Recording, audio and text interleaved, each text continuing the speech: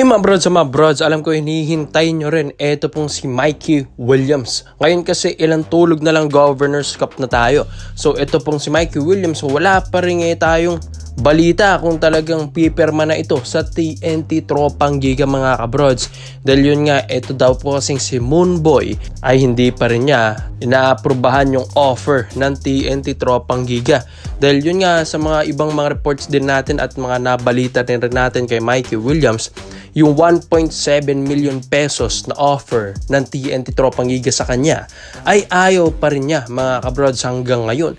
Ilang tulog na lang mga brods, July katapusan na, Governors Cup na mga kabrods 2024, kaya kailangan na rin ng respond ng TNT Tropang Giga dito sa superstar nila na si Mikey Williams. So mga brods, may mga reports din tayo na ito pong si Mikey ay ayaw na rin talagang umattend ng mga training camps, ensayo at pumirma sa TNT Tropang Giga pa.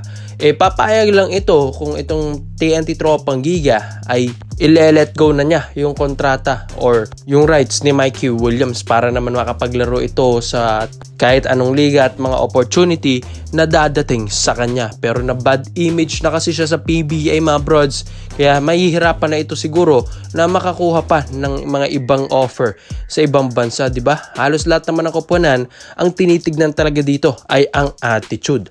So ito na nga mga kabrods, itong si Mikey Williams gustong-gustong magpa-release na sa TNT Tropang Giga dahil gusto niyang maglaro sa mga SMC groups or SMC teams natin mga brods. Isa doon. Kaya ang SMB naman ay interesado rin na makakuha ito pong si Moonboy. Alam ko malapit dahil nandito rin ang kanyang kuya-kuyahan na si Chris Ross. At sinabi ko na rin to ilang beses na hindi pa nga kilala ang isang Mikey Williams. Tinutulungan na ito ng isang Chris Ross. Dati mga brods, dilig pa lang yan si Mikey Williams.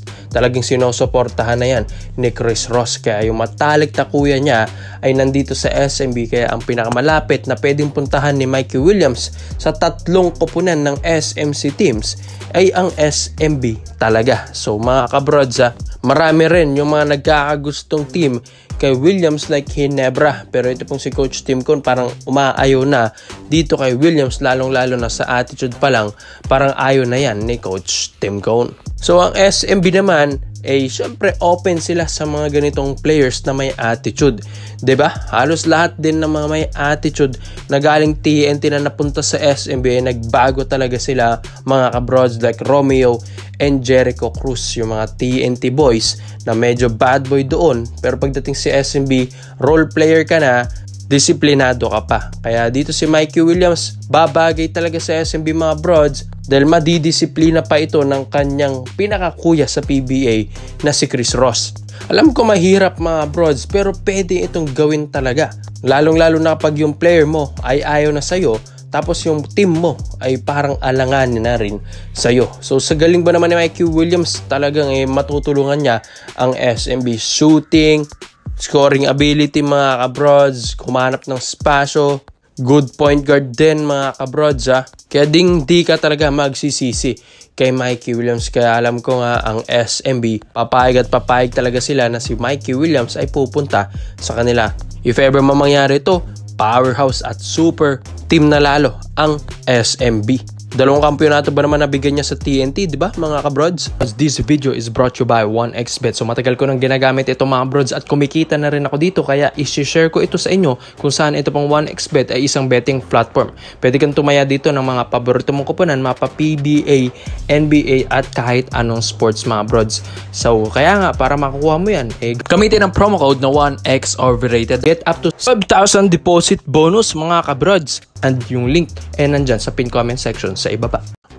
So dito naman po tayo sa kabilang balita naman natin mga brods, na hunting din ngayon ang Ginebra dito sa mga free agent list sa mga players na nakalista ngayong 2024 like Frankie Johnson. Etong 6'2 or 6'1 point guard na ito kasi ay huling naglaro ito sa Meralco Bolts. At binalita na rin ito dati ni Homer Sison, ni Mr. Homer Sison last year, na ito pong athletic at talagang puspusan sa training sa laro mga kabros, na ito pong si Frankie Johnson ay bigla-bigla itong inalis or nirelease ng Meralco Bolts na days or ilang tulog na lang nun magsi-season na ang Meralco Bolts pero bigla itong tinanggal sa lineup ng Meralco. Kaya medyo masama-sama ang loob mga kabrods ni Frankie Johnson, lalong-lalo na kay Coach Nenad Vocinic ng coach ng Meralco that time. Kaya itong si Frankie Johnson, nilagay niya ang kanyang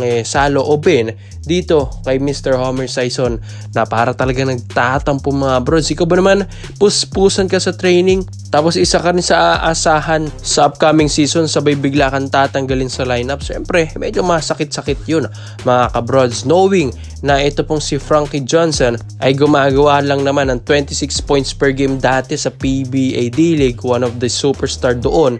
Ibigla-biglang nawala yung kanyang laro sa PBA mga kabrods. Hindi man ganun ka pangit yung performance niya, although maraming ang pwede pang patunayan si Frankie Johnson, mas magaling pa siya sa mga ibang players ngayon na current na naglalaro sa PBA, like mga bench dyan na iba, di ba? Point guard ito, athletic mga brods. Kakaiba nga yung work ethic nito, sabi nga rin ni Mr. Homer Sison. Tapos ang ganda pa ng ugali talaga nito mga brods. Sinabi na rin yan ni Mr. Homer Sison, kumbaga full package na magaling na mabait pa. Ito pong si Frankie Johnson. Kaya nagulat na lang din ang lahat nang nawalan siya ng kontrata sa Meralco Bolts. Ngayon, kasalukuyang naglalaro sa Zamboanga Valientes sa MPBL. Ito pong si Frankie Johnson mga brods. So syempre, if wala ka ng mga offer dyan sa PBA, ang bagsak mo talaga, it's either MPBL or yung mga ibang liga dito sa Pinas like mga PhilBasket mga kabrods. At yun nga, habang may opportunity ang Ginebra na pwedeng kunin, ito pong si Frankie Johnson, dahil syempre kahit naman may kontrata siya dyan sa Zamboanga, once na offeran ka sa PBA, syempre doon ka napupunta sa mas malaking offer at mas magandang liga. Diba mga kabrods? At yun nga, sa mga highlights din ito kung napapanood nyo talagang sharpshooter. Ito pong si Johnson, athletic, mabilis, kayang-kayang maging point guard. At yun nga, ang tangkad pa rin nito, 6'2 or 6'1 din ang height nito mga brods, which is yan yung mga gusto ni Coach Tim Cone, mga tall guards na ngayon. Pati nga sa mga upcoming Gilas lineup natin, pinakamaliit na nga daw sa kanya si Scotty Thompson as ay 6 flat or 6'1 point guard nila. Kaya dito na ay na-adapt ni Coach Tim yung mga World Cup stint natin, kaya yung mga ganitong point guards like Frankie Johnson ay pwede sa kanya mga brods. Kaya inaaral pa ngayon ng Ginebra kung paano ba nila ipapasok sa sistema ito pong si Frankie Johnson, dahil knowing na isa ito sa mga elite na player na pwedeng makabalik sa PBA. At yun nga, iimbitahan nila ito if ever man na magkaroon ng training camp ang Ginebra habang off-season. At ilang weeks na lang din ay Governors Cup na, kaya kailangan ng Ginebra na masubukan ng strength ni Frankie Johnson. Kaya komento mo lang opinion mo dito mga brods. Di isa-isa natin yan. Salamat po sa panonood mga brods. This is our related highlights yun lang. I'm out. Yeah, she's got some nice long hair, and you know that she's a bad chick. All the boys stare, can't help it, it's a habit. Clothes that she wears, short skirt and a jacket. I just wanna get her all alone on a mattress. I just wanna have it.